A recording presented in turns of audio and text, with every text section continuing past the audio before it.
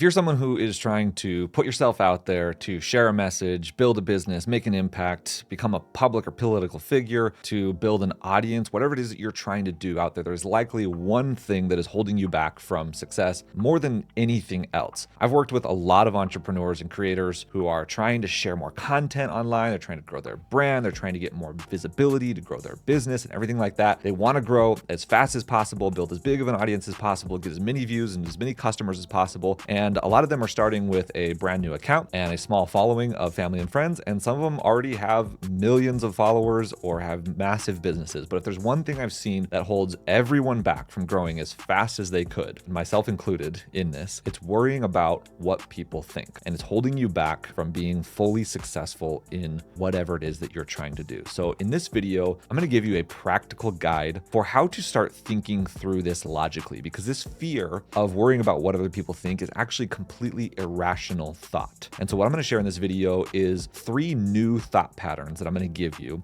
that you can take and you can install to replace the current thought patterns that you're using to think through this. And it's what I've used to break free from this crutch, so you can feel more free to get out there and do some more damage with whatever it is that you're trying to do.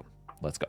So number 1 is, what are people thinking? Eleanor Roosevelt is quoted as saying, "You wouldn't worry so much about what others think of you if you realized how seldom they do." So first and foremost, we just have to get this one thing out of the way. The reality is that most people aren't thinking about you. This is actually a really interesting psychological phenomenon that psychologists have studied for decades, and it's called the spotlight effect, which basically shows that people dramatically overestimate how much other people notice their behavior. You're going about your life, you're doing things, you're saying things, you're creating content, you're putting things out there, whatever it is, and you think that other people are paying attention to what you're doing. You think that they're noticing what you're doing and what you're saying, and the reality is they're not. Basically, most people are so busy thinking their own thoughts and thinking about themselves that they don't have time to think about you. What you're doing to yourself, thinking about yourself or thinking what other people are thinking about you or whatever's going on, they're also doing that. They're so busy doing that, they don't have time to think about you. And so the reality is your content, your videos, your message that you're putting out there, whatever it is that you're doing, is not being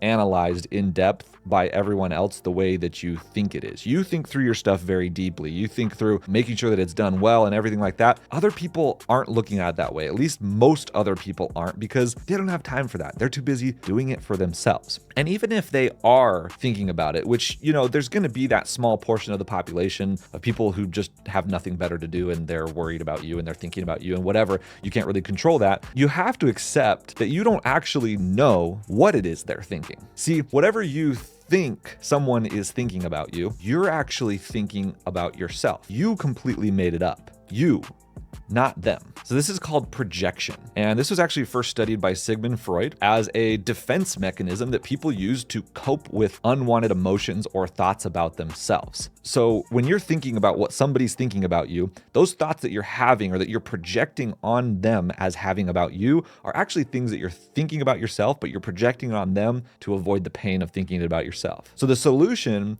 isn't actually worrying about what other people think. The solution is thinking better about ourselves. So write this down, put it on a sticky note, do whatever you have to do to drive this home. Number 1, most people aren't thinking about me. Number 2, even if they are, I don't know what they're thinking. And number 3, I can think better about myself. And now let's move on to number 2. Number 2 is your greatest power. Let's talk about the real reason why this fear of what other people think actually holds people back. Because there's actually nothing wrong with feeling afraid of criticism or rejection. That's a totally normal and human response to putting yourself out there. You're putting out a message, you're putting out content or whatever. That's totally normal. It's the unknown. It's the fear of, well, how is this going to be received? What is going to happen in the future? That is a normal thing to be afraid of. We all experience that. But when it causes you to hide pieces of yourself or to change yourself, to become a chameleon in the presence of others based on what you think they're thinking, or to start to manufacture a facade where you're designing yourself to appeal to what you think other people are thinking, that's where the problem comes in, because once again, you don't actually know what they're thinking. So as long as you're trying to create a version of yourself that people will love, when you don't know what they actually love, you can pretty much guarantee that you're getting it wrong, which means you come across flat and uninteresting and frankly, vanilla. There's just nothing interesting about you. You're not that exciting. People can't love you. People can't hate you. And that's the thing with vanilla. Nobody loves vanilla, but nobody hates vanilla either, which is why so many people subconsciously silo themselves into this category of being vanilla. Because if you're vanilla and you try to make everyone like you, then no one will hate you. But if nobody hates you, probably nobody really loves you either. And so if you want people to love you when it comes to creating content, sharing a message, building a business and an audience, putting yourself out there, your greatest power is in being yourself, fully yourself, nothing held back, 100% and thoroughly genuine and authentic. It's the version of you that no one can compete with. It's your unique genetic DNA that nobody else can be.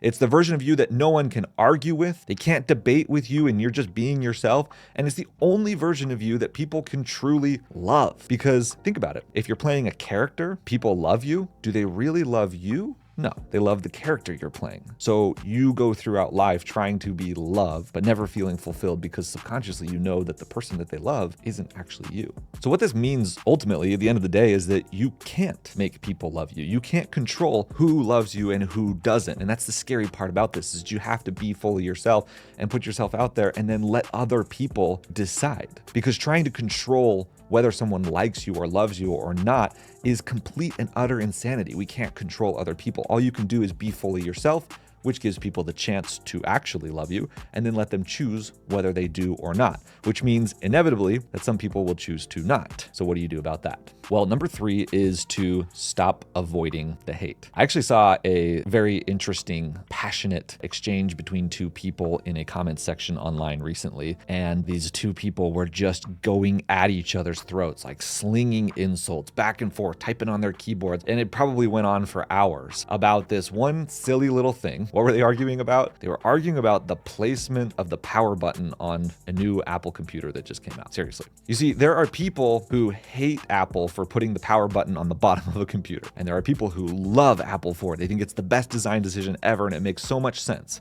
Now, those are two small groups of people, and I don't have any data to quantify this, but I think it's safe to say that most people simply do not care. So here's the rub. When you're fully yourself, some people are not going to like it. Sorry. Like, along with love comes hate. There's simply no way around it. If you want people to love you, then other people are going to hate you. There's never been a public figure in history that was universally loved or hated. If you think about it, Jesus was crucified. Hitler had a massive following of loyalists. So instead of avoiding the hate and the criticism, you should embrace it. And here's the reason why.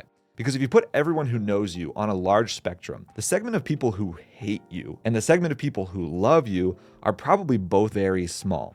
These two groups, though, they just happen to be the most vocal about it. The reality is that most people simply don't care. When you do something, they're not paying attention. And if you do something polarizing or crazy, they're just like, cool. They don't really care. So when you're afraid of what people think, you conduct yourself so as to avoid a response from the smallest sliver of the population, the people that hate you, which means you're not connecting fully with the people that love you, which ultimately means that nobody in the broadest segment of the population, the ones who don't really care, ever hear about you because no one's talking about you. So if you think about it in a somewhat twisted way, your haters are actually your main driver for growth. So stop avoiding the hate and start embracing it. Now, if you're trying to grow an audience online or offline or do whatever it is that you're trying to do, your haters are actually going to do a lot of the work for you. Research has shown over and over again that polarizing content actually gets more views because it gets more engagement, and therefore it's favored by the social media algorithms and shown to more people than content that is not polarizing. Now, personally, I don't think this means you need to go out and intentionally try to be divisive or polarizing. I think that's a problem, is trying to do that and trying to game that. But in today's day and age, the good news is you don't have to be intentional about it, because honestly, today, just being yourself and sharing your beliefs and your views with confidence is enough to make you polarizing. And if you're trying to get yourself and your business and your content, and your message seen and out there, that's a good thing. All you have to do is be yourself, and that's ultimately what's going to make it grow. If you guys like this video, be sure to like and subscribe. Let me know down below what was your biggest takeaway from this video. I love reading your responses, and we'll see you on the next video.